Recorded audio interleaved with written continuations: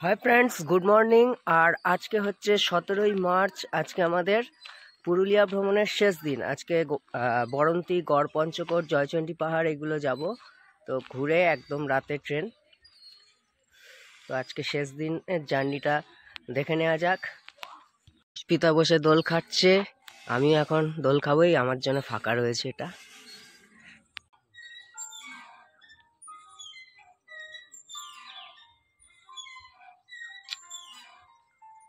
আমাদের গাড়ি ছেড়ে দিয়েছে জয়চণ্ডী পাহাড় যাওয়ার উদ্দেশ্যে। আর এখন সেই মরগুমা ড্যামের সামনে।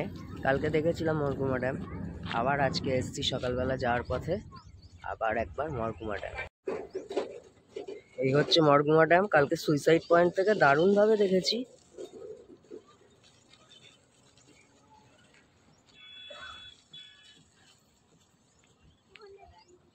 আমরা এখন জয়চণ্ডী পাহাড় চলে এসেছি। আমরা রিসোর্ট থেকে বেরিয়েছিলাম, মানে মামুদি থেকে বেরিয়েছিলাম হচ্ছে সকাল 9:30টায়। আর এখন হচ্ছে দুপুর 1টা বেজে গেছে। 3.5 ঘন্টা লেগে গেল আসতে।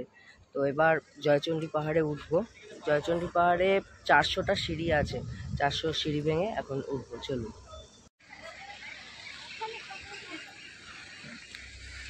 এই হলো জয়চণ্ডী পাহাড়। এই হচ্ছে পার্কিং। এখানে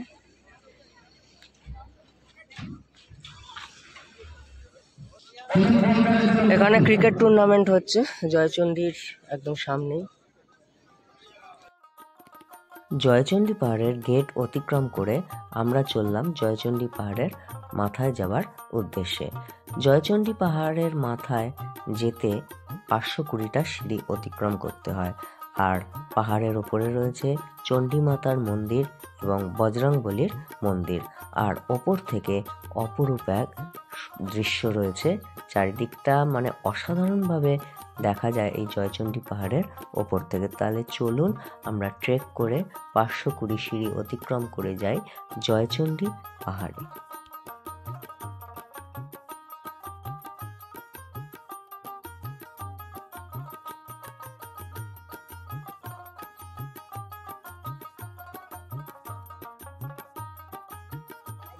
এই জায়গাটা দেখতে পাচ্ছেন, এই জায়গা থেকে হীরক দেশের রাজার শুটিং হয়েছিল। সরি, হীরক রাজার দেশে।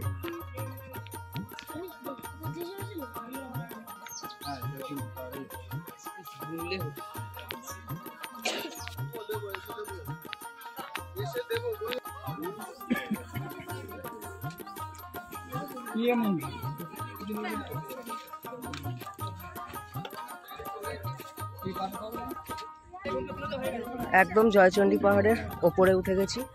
আর ওইটা দেখতে পাচ্ছেন যেখানে আমরা ফটো তুললাম, ওইখানে ওটা হচ্ছে হীরক রাজার দেশে শুটিং হয়েছিল এই জায়গায়। ওপর থেকে ভিউটা দেখুন।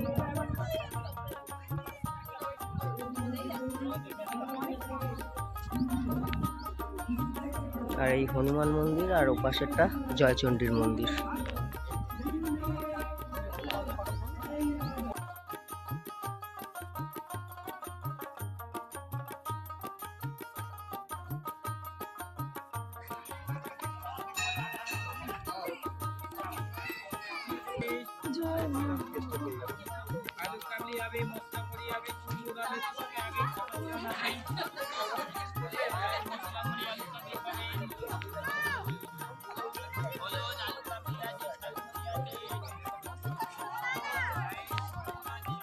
জয়চণ্ডী পাহাড় থেকে জাস্ট ভিউটা দেখুন। আগেরবারও এসছিলাম।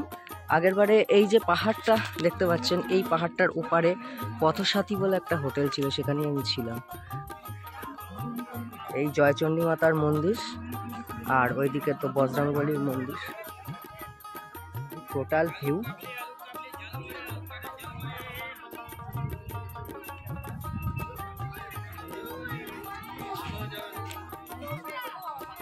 চণ্ডী মাতার মন্দির দর্শন করলাম। তা ভেতরে তো ক্যামেরা অ্যালাউ নেই, তার জন্য ফটো তুলতে পারলাম না, ভিডিও করতে পারলাম না। খুব সুন্দর মন্দিরটা। তো এবারে নেমে যাব, জয়চণ্ডী পাহাড় থেকে নেমে যাব। এবার পরবর্তী আমাদের গন্তব্য হচ্ছে গড় পঞ্চকোট।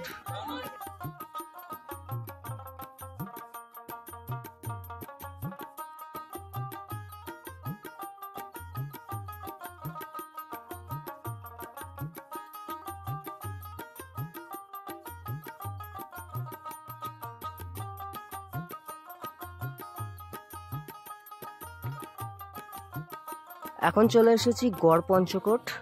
আর এখানে রাজা দামোদর সাগর তাদের যে জমিদারি ছিল, তাদের যে আধিপত্য, সেইগুলো বর্গীদের আক্রমণে ধ্বংস হয়ে গেছে। সেই ধ্বংসাবশেষ এখানে কিছু রয়েছে, সেগুলি আমরা দেখব। আর ওইদিকে একটা মন্দির আছে, রাধাকৃষ্ণের মন্দির, রাসমঞ্চ।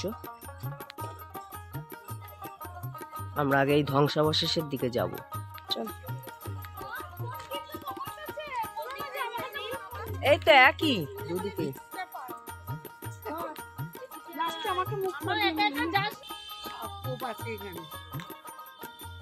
এই ভেতরে ঢুকো না।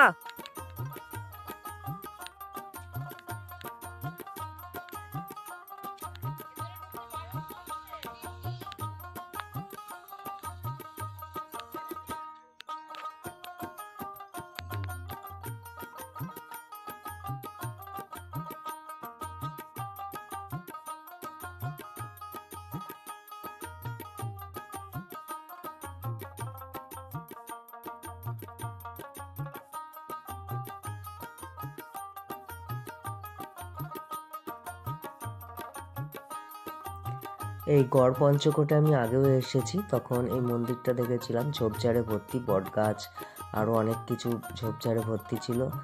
তবে সংস্কারের কাজ চলছে, এটা দেখে খুব ভালো লাগছে।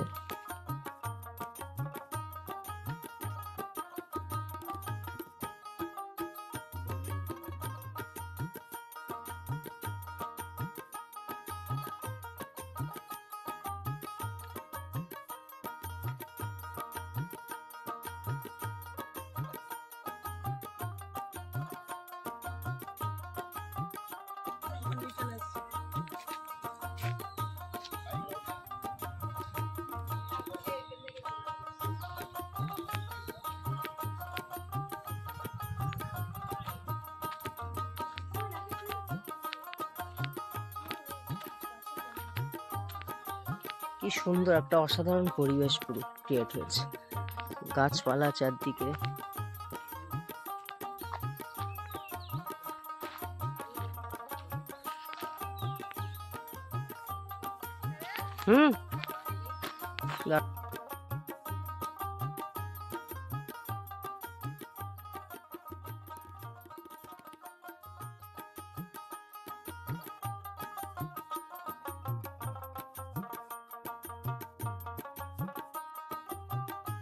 খুব সুন্দর রাস্তাটা দেখো।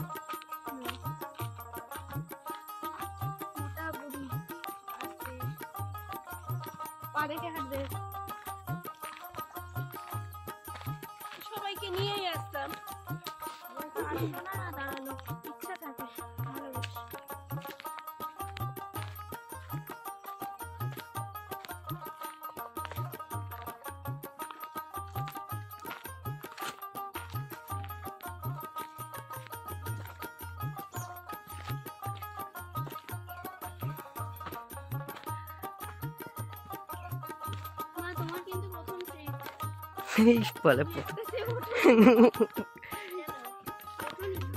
এটা এমন কিছুই ট্রেক নয়।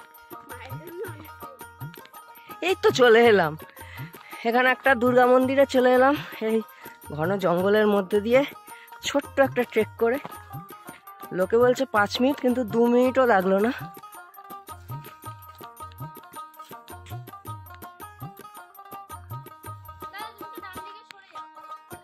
এখানের মন্দিরগুলো বিষ্ণুপুরের যে টেরাকোটার কাজ হয়, সেই কাজগুলো দেখতে পাচ্ছি এখানে। কি অপূর্ব অপূর্ব স্ট্রাকচার।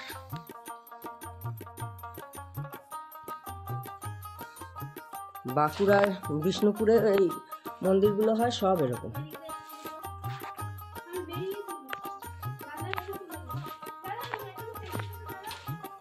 দাঁড়াও।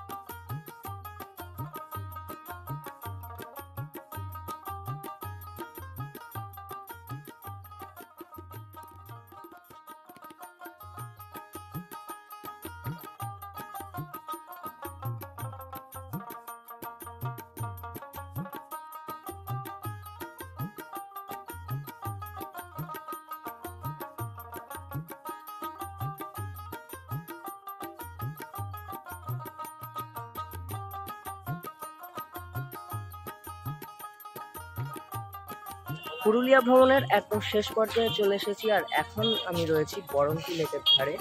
তো এই বরন্তী লেকই আমাদের মানে শেষ ডেস্টিনেশন। এরপরে আমরা আদ্রা থেকে ট্রেন ধরবো, আমাদের রাতে 10:50-এর ট্রেন।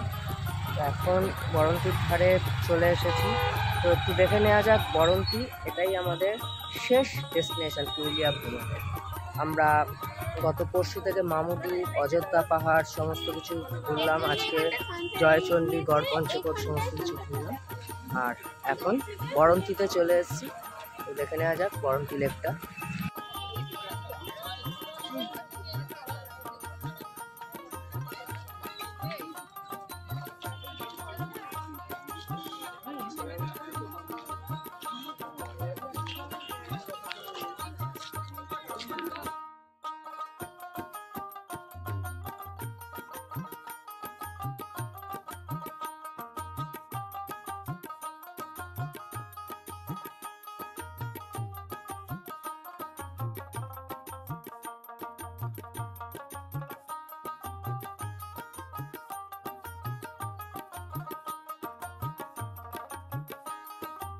এখন দেখতে পাচ্ছি লেকের জল যথেষ্ট নোংরা রয়েছে, কিন্তু আমি 4 বছর আগে এসেছিলাম, যখন ফার্স্ট লকডাউন হয় তার ঠিক আগেই এসেছিলাম। তখন দেখেছিলাম এই লেকের জল যথেষ্ট পরিষ্কার, মানে দারুণ লাগছিল। কিন্তু জানি না এখন কেন এরম বিচ্ছিরিভাবে নোংরা হয়ে গেছে। তো এটা যদি খুব তাড়াতাড়ি সংস্কার করা হয় খুব ভালো হয় লেকের জলটা। মানে প্রচুর মানুষ এখানে আসে, তো দেখতেই পাচ্ছেন কত ভিড় চারদিকে। প্রচুর মানুষ এসছে, প্রচুর লোকজন, আর এখানে অনেক হোটেল রিসোর্টও আছে। আপনাদের থাকারও কোনো অসুবিধা হবে না বরন্তীতে। কিন্তু এই জায়গাটা যদি এরমভাবে নষ্ট হয়ে যায়, মানুষ আস্তে আস্তে আশা কমিয়ে দেবে আবার। এই জায়গা থেকে বাঁকুড়ার বিহারীনাথ পাহাড়ও দেখা যাচ্ছে, দূরে দেখতে পাচ্ছেন একটা আবছা পাহাড়ের মতো, ওইটাই হচ্ছে বিহারীনাথ পাহাড়। এখন সময় সন্ধ্যে 7:11, আর এখন চলে এসেছি আমরা আদ্রা স্টেশনে। আদ্রা স্টেশনটা মানে এখনো ঢুকিনি, তার আগে খুব সুন্দর লাগছে। যাবো আদ্রা স্টেশনে, ট্রেন সেই 10:50-এ। অনেকক্ষণ আমাদের ওয়েট করতে হবে আদ্রা স্টেশনে। পুরুলিয়ার ছৌ নাচ বিখ্যাত, সেই ছৌ নাচের বিভিন্ন মডেল রয়েছে এই আদ্রা স্টেশনের একদম সামনে। আদ্রা স্টেশনের ঠিক উল্টো দিকে, এই দিকটা স্টেশন, আর রাস্তাটা ক্রস করলেই এই সাইডে রয়েছে একটা রেল ইঞ্জিন, খুব সুন্দরভাবে সাজানো রয়েছে, রাত্রিবেলা আলো জ্বলছে।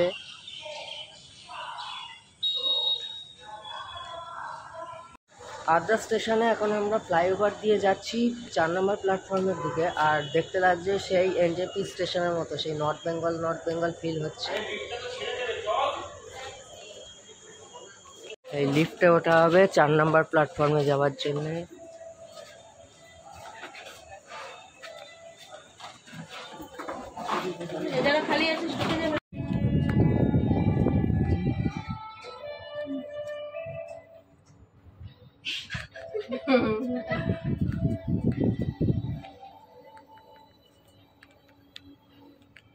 লিফট যাত্রা।